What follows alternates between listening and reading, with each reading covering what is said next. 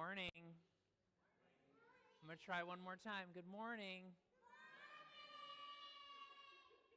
Thank you, kids. That's what we're talking about. Good morning. My name is Jeremy. I'm the pastor here of the Grove, Cottage Grove, and it is so good to be with you even on this dreary, not extremely pleasant Minnesota morning. We had a good run at it, folks. We had a good run at having outdoor worship throughout the summer. The only time we've had to be inside was actually the first Sunday, so we didn't have to move everything inside because we hadn't been outside yet. But today, even though it's probably done raining, the Grove is pretty wet and was going to kind of be miserable to set up and then sit out there. We also had a good run at it because, as you can see, the stage is currently empty because at 7:30 this morning, I got a phone call from Katie saying, I have COVID.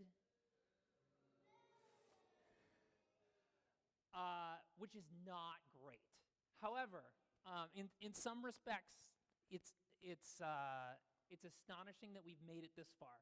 So back in January, when we were just launching, our operations team, which is like our highest level ministry leadership, said, we need to start planning now for not if, but when Jeremy gets knocked out, Katie gets knocked out with COVID. I had that back in April, and I was all prepped and ready to go. As soon as I tested positive on a Saturday, I was able to record my sermon from our basement, and then we were able to play it in worship. As far as Katie and Jacob are concerned, we have 18 months worth of recorded videos that they were doing for online worship in advance of us launching weekly worship. So she actually, on the phone this morning, offered, she's like, I can record some videos from home this morning. I'm feeling okay right now. I said, no, you're not going to do that. So today is going to feel a little bit different. It's going to feel a little bit different because we're back inside for the first time since May. I'm going to give you a little bit of a heads up. One of the things that's different that you hopefully don't know, but you might see a little bit of, is we have lots of new audio equipment in this room. And this is our first time using it. The hope was that we would have until fall so we'd be able to test some of this stuff. But if some things go awry, like my microphone or new speakers or things like that, thank you for your grace. And then when it comes to live music, we're not going to have live music, but we have really good, well-done videos produced by Katie and Jacob over the 18 months before we launched. It's obviously really good music because it's Katie and Jacob who did it. It's fun because they're at like 3 different points of the pandemic, and Katie has 3 different hairdos. They're recording in 3 different places, so hopefully you are able to enjoy it for that as well. We do have lyrics available, so we scrambled and we pulled the lyrics, got them ready. They're not going to be up here on the screen because these videos are quite old at this point, but we have the paper lyrics. If you want the paper lyrics, if you don't already have them but you want them, you can raise your hand and we'll get them to you. Otherwise, you can go to this website, thegrove.today, and that will have all of the lyrics, all of the announcements that we're going to touch on later in the service. You can check in there, you can give there, and then there's lots of other stuff there as well. So again, the lyrics, if you would like to sing along with the videos, are either in your hands or will be on that screen. We're going to continue as normal, and we're going to allow Katie and Jacob to rest and recuperate, and will hopefully be with us again next week. So, acknowledging once again, this is very different from having live worship leaders up here. Get into whatever posture, whatever ability you're able to enter a worshiping experience as we kick it off right now.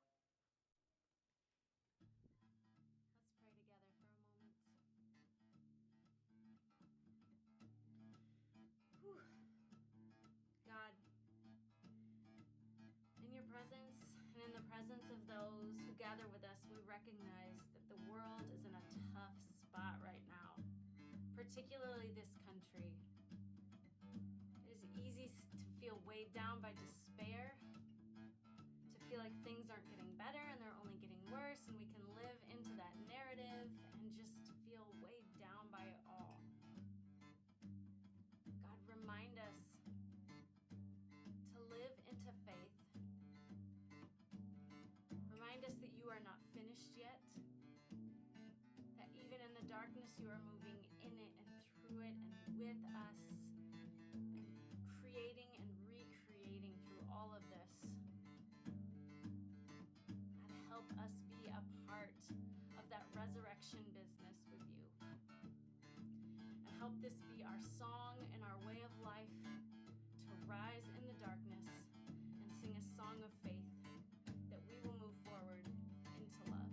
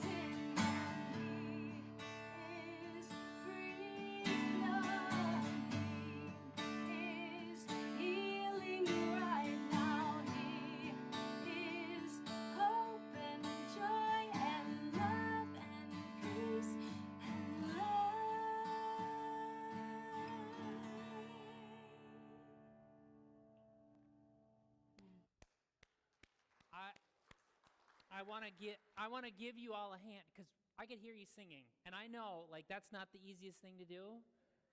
I appreciate it. It goes a long way. Good morning once again. My name is Jeremy. I'm the pastor here of the Grove, Cottage Grove, and it is so good to be with you.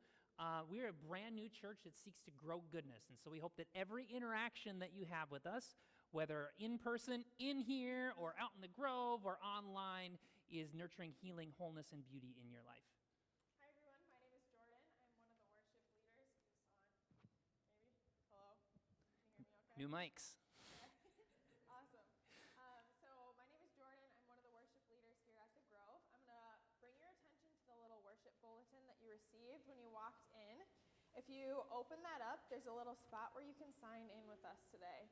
And people online, there's also a link that you can click on to sign in with us as well. If you have your phone and we're using the lyrics on your phone, there's another way to check in with us on there as well. These will be put in the little offering baskets as those come around as well. And then I'd also like to bring your attention to the inside of the worship bulletin. Lots of information about the Grove, as well as how to give, because we want to make the Grove sustainable for people in the future to come. It has been so fun to see the growth that has been happening among this church. We just launched weekly worship in January, and we have continued to see growth every single month over month. More and more people are connecting with us, especially over the course of the summer. There are certain weeks that are up or down, but those numbers continue to go up to the point where in September, when we regather in this space, we're going to be tight, which is awesome. One of the things that means, though, is that we need to also be thinking about how to welcome the people arriving next. We're so happy for the people who have already been here, for all of you who are already here, but also trying to turn our attention to think through what are the things that we who are already here, what are the things that we can be doing to turn around in order to welcome the people that we envision coming through these doors behind us.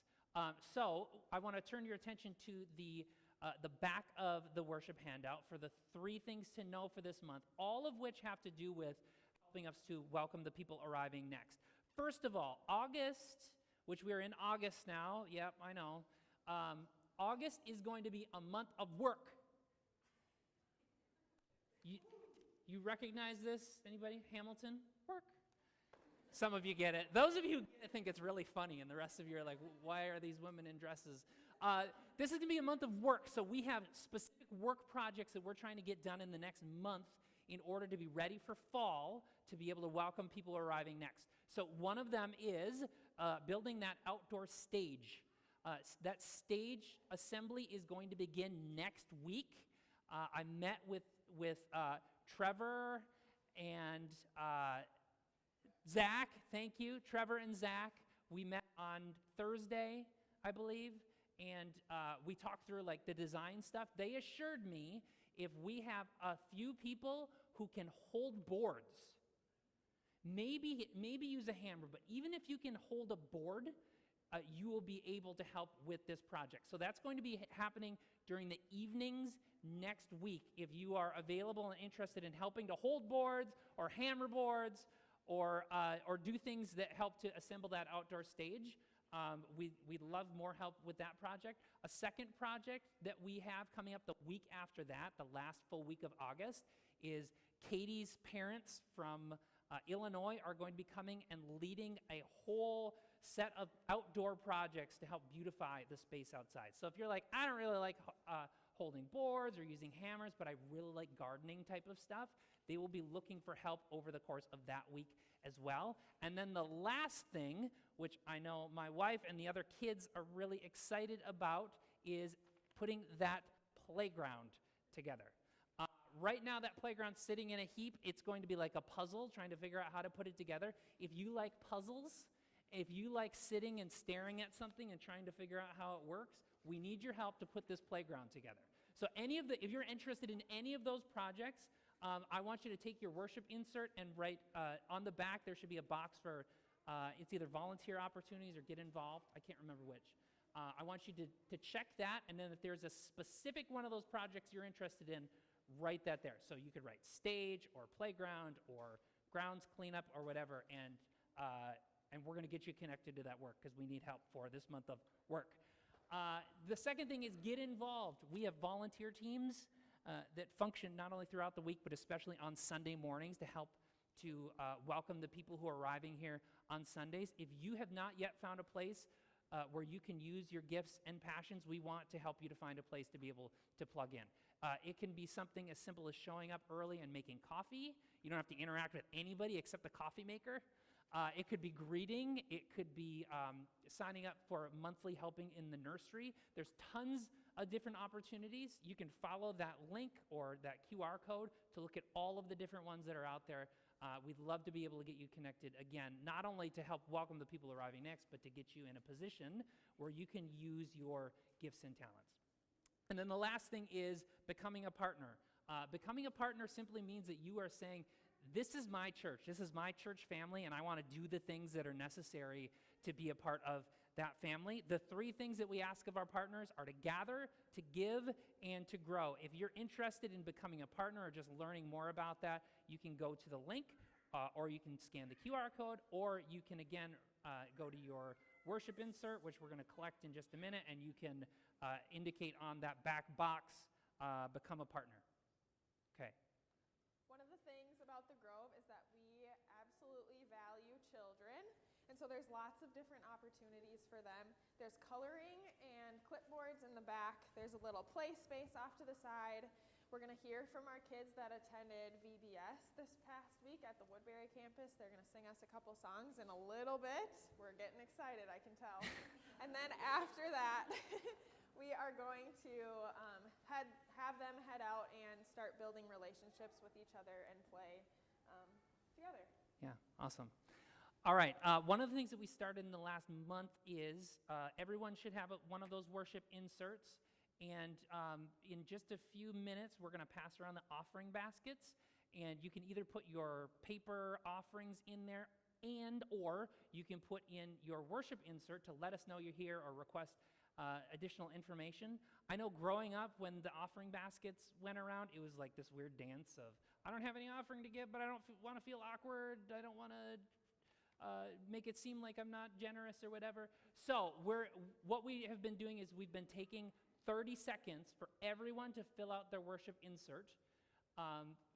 We'd love to know you're here. We'd love for you to give us your contact information if you want to stay in touch. We'd love to hear whether you want more information from us, or if you just need something to put in that offering basket so you don't have to do that awkward dance. Now's your time to just like put your name or even an X on it. So we're going to give you 30 seconds to do that. I don't know that we have the Jeopardy music. Do we have some sort of music for 30 seconds? This will work. So take like 30 seconds. Do we have pens? Lily's getting pens. Again, getting back into the feel of being in the building. So take a few minutes to fill those out, and then the baskets will be around in a little bit.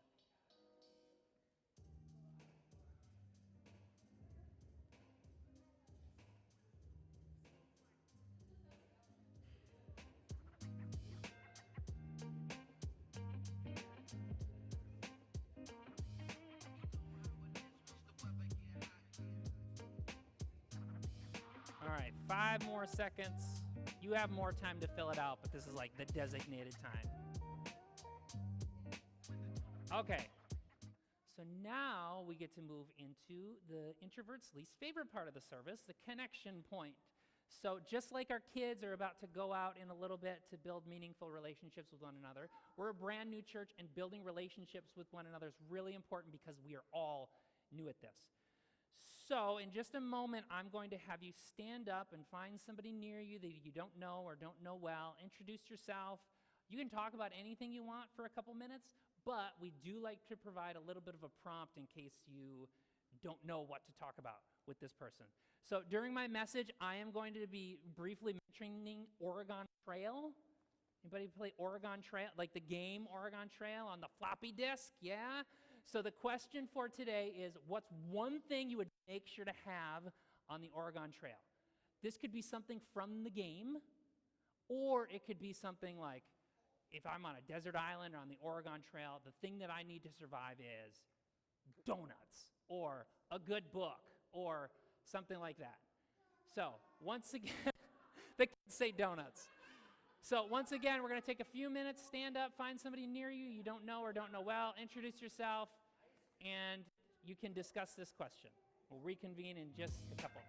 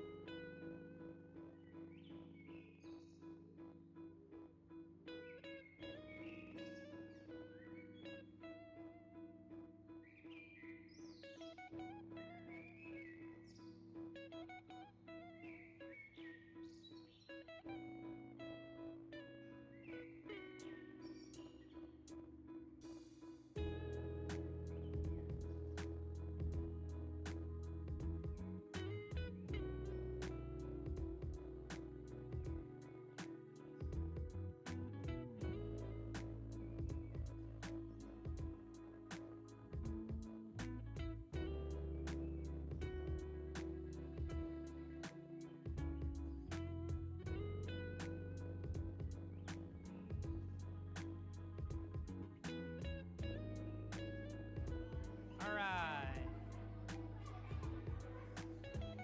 You can find your seats. Love the conversation. You can continue that conversation afterwards. We've got iced coffee and chocolates and all sorts of other good stuff out in the commons area. At this point, got lots of echo. At this point, we are going to have the kids come up here. Last week at the Grove as a whole, we had our Vacation Bible School at our Woodbury location, and one of the things that they did was learn a couple songs. And even if you weren't at Vacation Bible School, you're welcome to come up and do the songs. Okay. If you were to change your mind, you'd be welcome to come up. So our kids are going to lead us in a couple songs from Vacation Bible School this week. Let's give them a hand.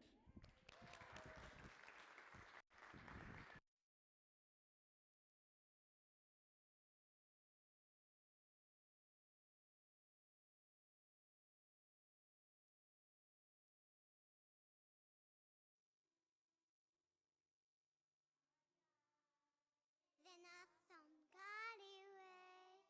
heaven on earth face,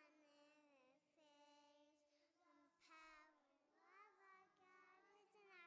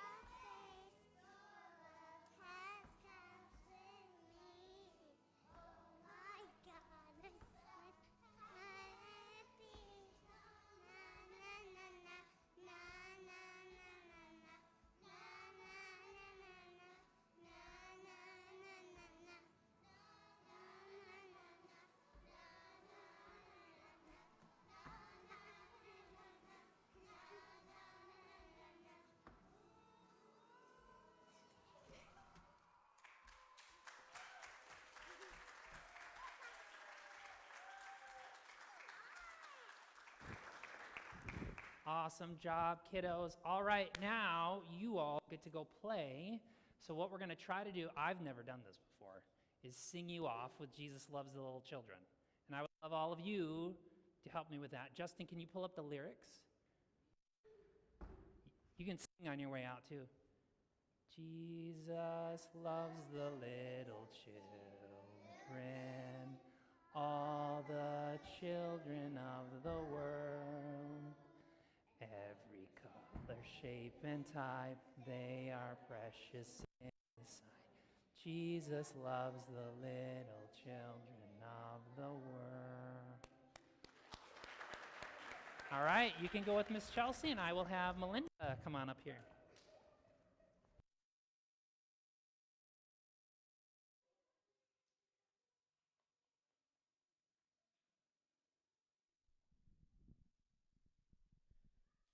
Okay, can you hear me? Can you hear me? Okay, there we go. Oh my gosh, that was so much energy. When they were practicing and then it came time, they all actually ran down the aisle and went, "Yay!" And I was like, oh, it's like in a movie or something. It's really cute. So we're going to change pace a little bit and kind of calm down from that. I'm going to read a prayer. We're calling it the breathing prayer. I'll tell you its real name in a moment. We're going to connect just kind of our bodies with our breath and be blessed by that. The author is Cole Arthur Riley, and you can find him at Black Liturgies on Instagram. But just a little bit before I read it, I read the prayer and then I had to look up where it was from in the Bible. The story, you might be familiar with it when Jesus actually slept on the ship when there was a huge storm and the disciples were like, "How could you be sleeping?" Okay, so that story, it's shown in Matthew and in Mark. And in Mark, there's actually a detail where Jesus actually has a pillow. I'm like picturing Jesus grabbing his pillow, knowing what's coming, and actually laying down on it. And that just gave me a really cool visualization of how much rest really is sacred and important. If Jesus can use a pillow, so can we. So you may have done this before, you may never have done this, and I can't fully because I'm holding a mic, but I invite you to close your eyes, put one hand on your heart and one on your belly. It's a grounding thing. Just kind of feel your breath.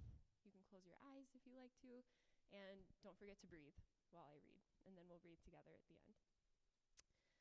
A Prayer for All Who Are Weary by Cole Arthur Riley. When the pain of the world grows loud, injustice will have you thinking the only path to freedom is working harder. Pause and rest. You won't survive by exhaustion. Let us pray. Christ who slept, what stability of heart did you possess that allowed you to find a pillow and take a nap as your boat was tossed dangerously by the waves and storms? Would you grant us that same assurance and attention to our bodies, knowing that the beauty and paradox of humanness is we were made to close our eyes that we might see? Enhance our communal callings toward unapologetic rest, that we would never dare to enslave another by the same chains of busyness and bodily neglect that chain us. Let our tiredness remind us that we are human and beautiful and have the mysterious power of regeneration wrapped up in our bones. And when the exhaustion of the world feels too much to bear, may we collapse into the warmth of your breast, keeping rhythm with your breath. Inhale. God, I'm tired of giving. Exhale. Carry me into dreaming. Inhale. I am free to heal. Exhale. By rest, I am restored. Amen.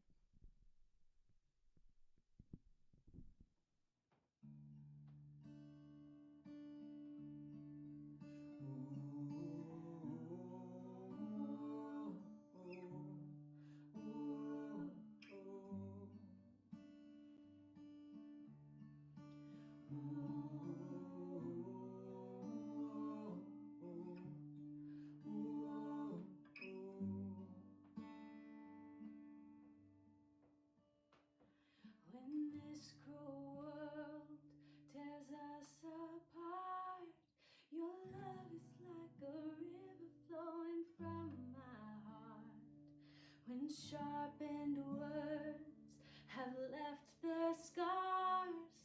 Your love is like a river flowing from my heart.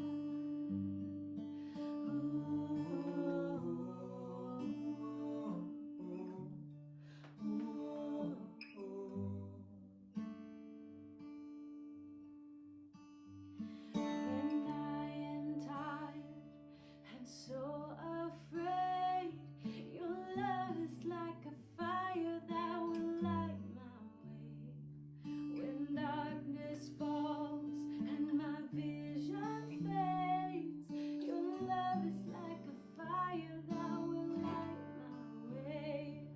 And it's always burning and stirring my soul to know you and love you much more. It never stops or ever fades. Your love is like a fire that will light my way.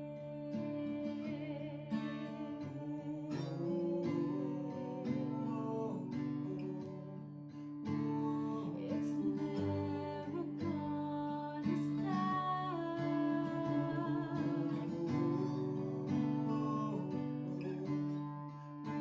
And it's flowing from my heart.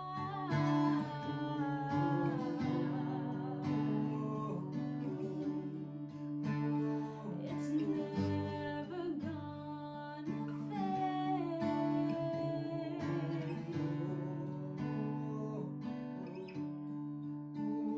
Your fire will light my way.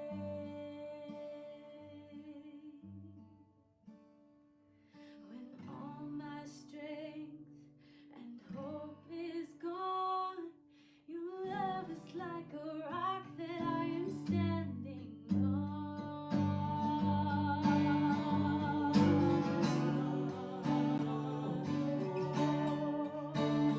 It's never gonna stop.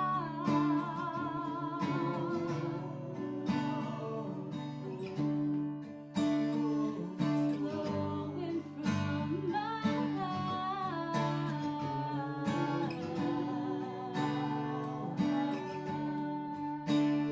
It's never gonna fade away.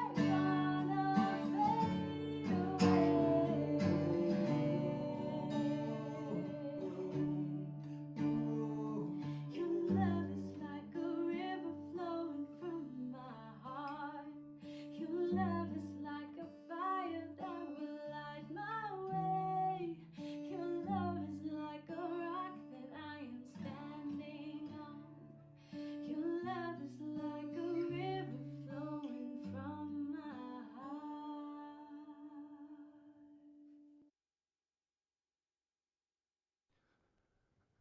That one was recorded around Christmas. I can tell from the background. So we are starting a new series today, which we're calling All the Feels. Last month we did this really fun worship series called Campfire Stories, where we retold these stories as if these old tales, as if they were stories that we'd tell around a campfire, trying not to get caught up in some of the details, scientific and historical details, and just say, what if we told these as stories around a campfire, and what happens? We end up getting into a lot of those details anyways in order to brush them away. So it was a very heady type of series. And so as we were moving into August, as we were looking at our last 5 weeks of summer, we were really insistent, we need to like step back a little bit and do something that's a little bit lighter, a little bit heart-centered even. That's the word that Katie has continued to use around this series. All the feels. It's been a long few years. There's been a lot that's going on, and that has raised within us, if we acknowledge them, lots and lots and lots of different feelings. And there's lots of different things that we can do with those feelings. Here at the Grove, if you've been around here at all, you probably know that we don't skate around, skirt around the difficult stuff. And so rather than just sweeping some of those feelings away and saying, oh, they don't apply, or we need not pay attention to them, should focus on the most important things.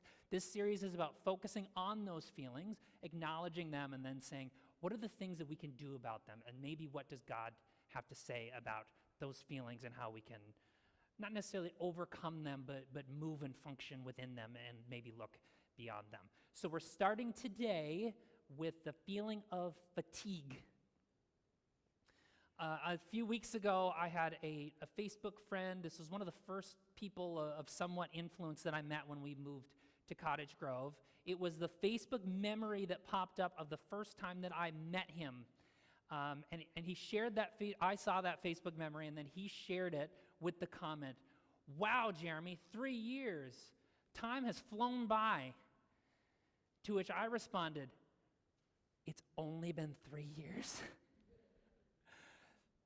I don't know about you, but these last 3 years for me have been incredibly long. They have been incredibly hard. And I just tried to take an inventory of many of the things that have happened just over the last 3 years. And I actually wrote them down because the list kept growing and getting a little bit more difficult. So first of all, of course, there was the pandemic, COVID. Boo, thank you very much.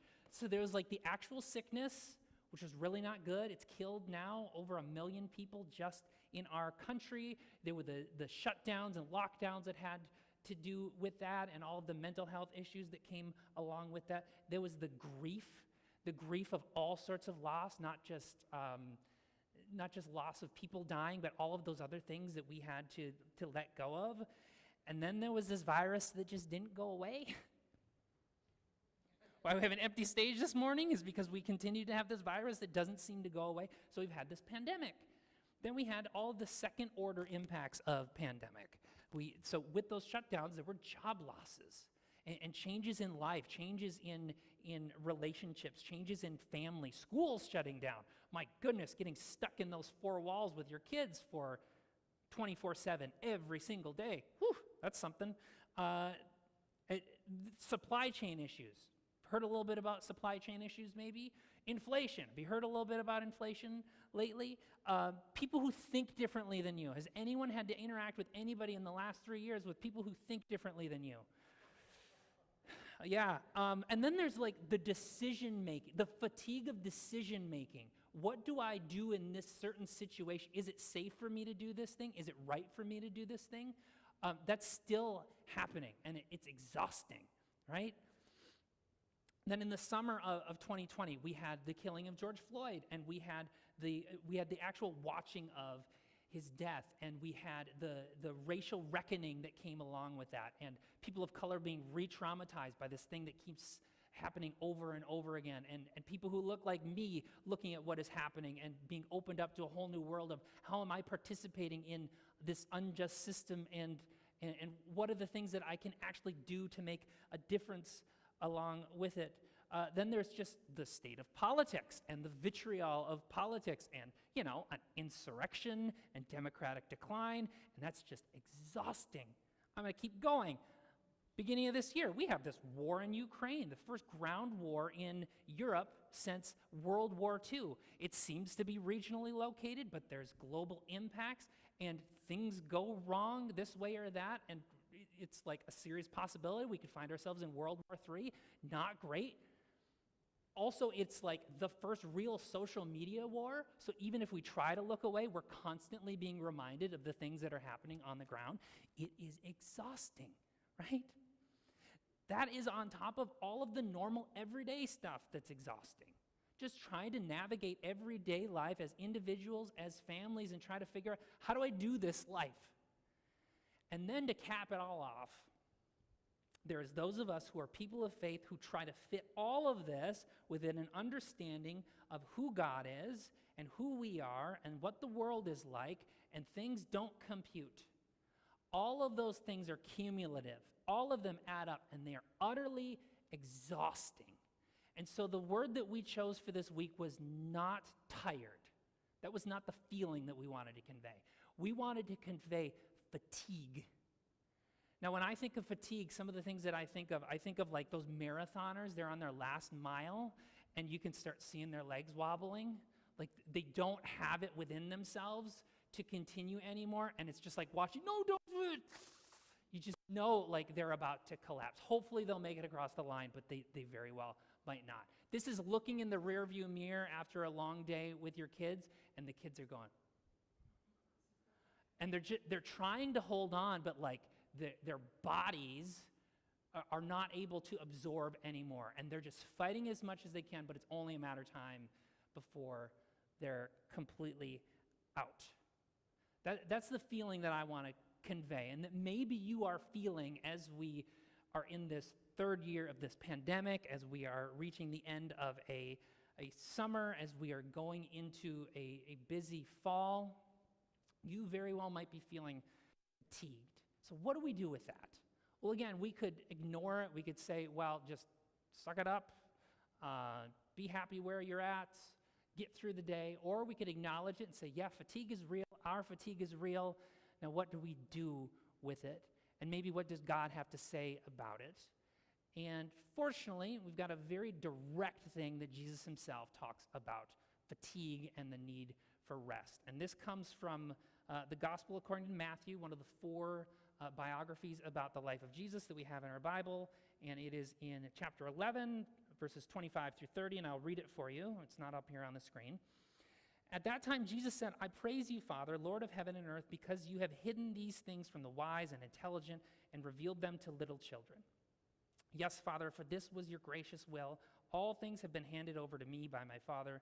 No one knows the Son except the Father, and no one knows the Father except the Son, and anyone to whom the Son decides to reveal him. Come to me, all you who are weary and burdened, I will give you rest. Take my yoke on you and learn from me, because I am gentle and humble in heart, and you will find rest for your souls.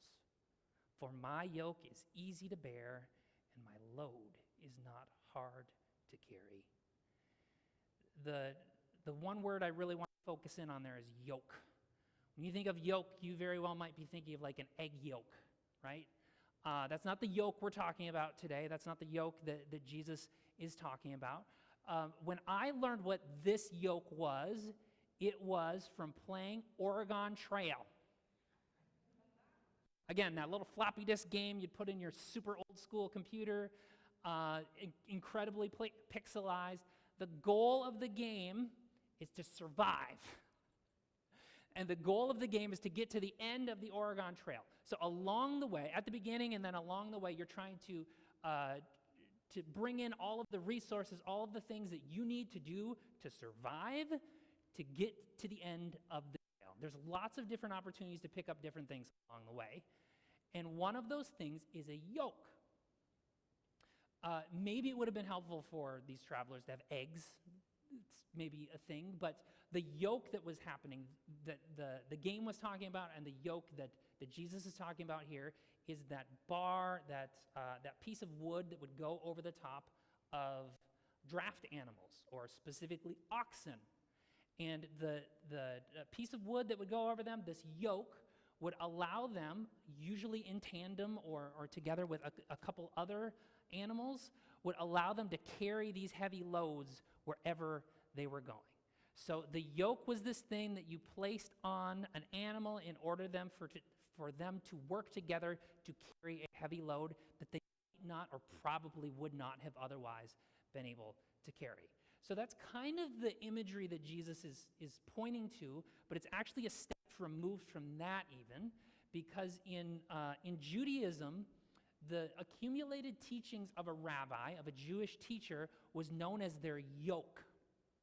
And it was said that if you were going to become a follower of this specific teacher, this specific rabbi, what you were agreeing to do was to take that yoke upon you. You were going to take all of their teachings, all of their instructions, all of their restrictions upon yourself and everything else that came behind it. So you'd become a follower of some rabbi and say, I'm taking my yoke upon myself. Okay? So on the scene comes Jesus, And Jesus has been traveling around. He's been gaining lots of attention, has been trying to gain followers, but he's kind of been getting a reputation for being difficult. And the things that he was saying are difficult for people to embrace. He's said to be God himself. And so we would expect maybe that his standards, that his expectations, that his restrictions are going to be really high and really difficult and really burdensome. And so when Jesus gets on the scene, people are like questioning, what's this guy's yoke going to be? And he says, come to me, all you who are weary and burdened, and I will give you rest. Take my yoke on you and learn from me, because I am gentle and humble in heart, and you will find rest for your souls. For my yoke is easy to bear, and my load is not hard to carry. Now, one of the things that I want to make sure that you do not hear is that becoming a follower of Jesus in the first century or in the 21st century means that rest, that easiness is just going to come like that. That's what I do not want you to hear.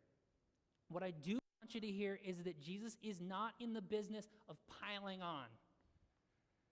Jesus is in the business of rest. As Melinda read and alluded to just a few minutes ago, Jesus himself set up these examples of rest. There's that story where he's on a boat with his closest friends, and this storm comes on, and they can't find him because he's down sleeping. And he's in that rest, not allowing himself to do something important to save his friends, but he's also apparently a little perturbed that they wake him up. Like, come on, guys, you know you'd be fine. There's other stories about him celebrating or participating in the Sabbath, this day of the week that was set aside for rest, but then also at times setting aside the Sabbath when there were important things to do, specifically around helping and healing people. So Jesus himself finds it really important to participate in rest. Secondly, Jesus is constantly pushing for rest for his own people as well, for his followers, but for everybody too. You know, in the first century, many of Jesus' closest followers are what we would probably refer to as like the working class, blue collar. They were fishermen. They worked in the markets, and day after day, they would go to their jobs and do what was expected of them. Where we are at now, it's kind of like a badge of honor to say how busy you are. Like, you work so hard, you're so busy. But for the majority of human history, it's been luxury and rest. It's been rest that has been a luxury. Jesus' earliest followers, these working class, these fishermen, they didn't have the luxury of rest. They had to do the same things over and over and over again. And on top of that, they had these other religious authorities who were coming to them and setting up their own yokes, their own expectations, their own rules that even encroached on that designated day of rest on Sabbath. They put very specific rules about like how many steps you could take on a Sabbath, what you could do and not do, who you could relate with and not relate with. To me, that sounds like an exhausting day of rest. So Jesus not only rested himself, but then he wanted rest for other people as well. But then the last thing that he did is he was trying to put together, establish a community of rest, where this was like the expectation of a group of people, especially a group of people that said that they followed his way of life. You know, we get these stories handed down to us from 2,000 years specifically about the life of Jesus. We have Matthew, his biographer, that passed down this story. And it's not just about information, not just about passing down information, but it's about like an exhortation, the expectation that his followers are going to pick up this story and live it out as if it is their own. You know, one of the interesting things about a yoke is that it's not meant for just one animal. It's meant for multiple. The expectation is that they'll be doing this together and pulling that load, whatever it is, no matter how heavy, they're going to be in it together. So a community of rest is one where the expectation is that you cannot, you will not, you should not do everything all of the time, all on your own. Now, when I get up here on a weekly basis, I try to be really humble. I try to talk about the ways in which I don't necessarily understand some things, or I don't fully live them out, and it's like a journey, a stretch for all of us to do this. And I want to acknowledge that that is especially the case today. I am really bad at rest. I am really bad at rest. I didn't even acknowledge it because Katie was gone today, and whatever, all the details get lost. I was gone last Sunday. It was my first Sunday of not preaching when we had an actual service since we started weekly worship at the beginning of January. So we had, even the week that I was gone for COVID, I recorded my sermon with 104 degree temperature in our basement in order to get it here by Sunday morning. I really enjoy what I do. I get lots of energy by standing up here and talking about this type of stuff. But it's not sustainable to do it every single week, even if it's something that I enjoy. So a few weeks ago, I was ordered.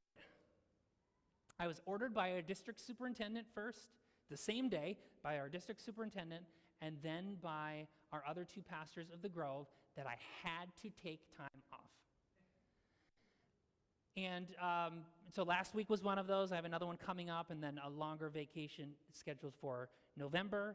And I told a couple people, I used that actual language with people. I was ordered to take time off. And half jokingly, most of the people that I used that language with said, "Oh, so you're in trouble." Like the implication is that you take time off because you're in trouble, not because you need it. And the reality, of course, is that I was not in trouble, even if maybe it felt a little bit like I was getting in trouble for saying I had to take time off, but it was because I needed it. So I was gone last week, and guess what? Things went really well without me. By all indications, things went great without me. And it's just like one of those really important reminders. One of the reminders of rest that I need to remind myself of is that rest is not laziness. Rest is not letting something go or not giving the attention that it deserves. Rest is important in giving yourself the attention that you deserve to rejuvenate. And it's also an acknowledgement that when I close my eyes or when I step away from this thing, I can trust that there's going to be a community of rest, that there is going to be a God that is sustaining it. When I close my eyes and I open them up again, the world is still going to be there. When I take time away to rest and rejuvenate, to step back from all of that vigilance that has been accumulated from all that stuff over the last 3 years, when I re-engage, the world is still going to be there, and I and the community that I'm a part of is going to be better for it. So the question this morning that I'd like to leave you with is, what are the ways or the places in which you need rest? Or what are the places in which you can take rest? Maybe it's like putting down your phone. Maybe it's stepping away from the news for a day. The world's going to continue on whether you look at that news or not. Maybe it is one of the things that I did this week after like some of that rest from this past weekend. I wake up really early every day to try to read and get some work in and get a workout in and listen to my daily podcast to get that in before the kids wake up and like the day kicks off. 2 different times this week, I got up at my first alarm. I did a little bit of that stuff, and I said, I'm going back to bed. I did that yesterday morning when my sermon wasn't done. And I went back to bed anyways, and I said, that sermon will get done, and it will be fine. Hopefully it's more than fine, but I'm delivering it, so it's here. It's done. The world is going to continue to spin whether or not I go back to bed or not, but I was able to get that rest. What are the places in which and ways in which you can get that rest for yourselves? And the last thing I'll leave you with is, what are the ways in which we can be a community of rest for people that have all of this accumulated stuff, this vigilance that they've been holding on to for 3 years or for years or their entire life, this fatigue that has come from physical fatigue or emotional fatigue or spiritual fatigue? What are the ways in which we can be a community that helps to provide opportunities and expectations that rest is important? So may we be, my prayer is that we can be a community like that provides opportunities and expectations that rest is important. May that be so.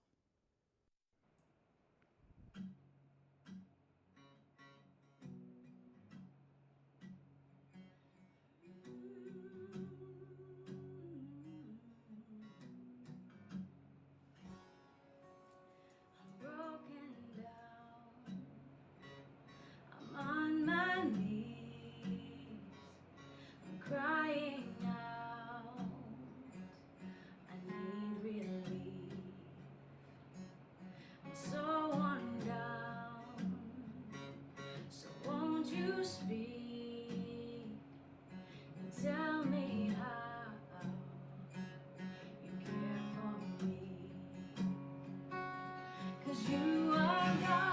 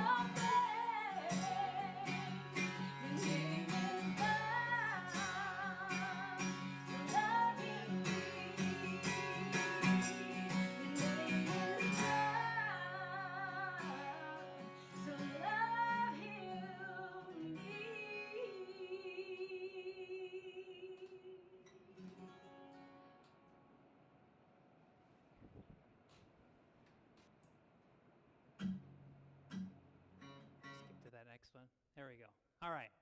You did a great job singing along. I just don't want to make you sing along to that song once again. So thank you for being here this morning. It's such a blessing to be joining with you. I hope that you found it valuable. I hope that it nurtured some sort of healing, wholeness, and beauty, and perhaps even rest in your life this morning.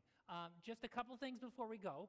I'm going to turn your attention once again to the 3 things to know on the back. If you're interested in any of those projects, you can click on that. Actually, I don't know that sign-up's ready. Connect with me afterwards. We'll get you connected to those projects, helping with the stage, helping with the playground, helping with the cleaning up the grounds. The other thing to know is next Sunday, it's the second Sunday of the month, which means we have a Grove gathering. It's an opportunity to do something fun, scheduled after worship, and we are doing yard games, correct? So we're going to have like picnic-style yard games. If you want to bring something to eat, we'll have some small things to share as well. We'd love for you to plan to stay afterwards, connect more deeply with the people who call this church their home. With that, I'm going to have you stand as you are able and extend your hands to receive the blessing. This comes from of Hebrews, chapter 4, verses 10 and following. For the one who enters God's rest has also rested from his works, just as God did from his own works. Thus we must make every effort to enter that rest, so that no one may fall by following the same pattern of disobedience.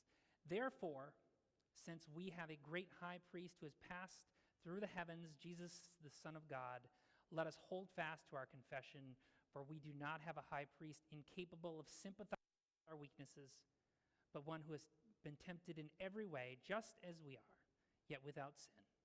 Therefore, let us confidently approach the throne of grace to receive mercy and find grace whenever we need help. May that be so.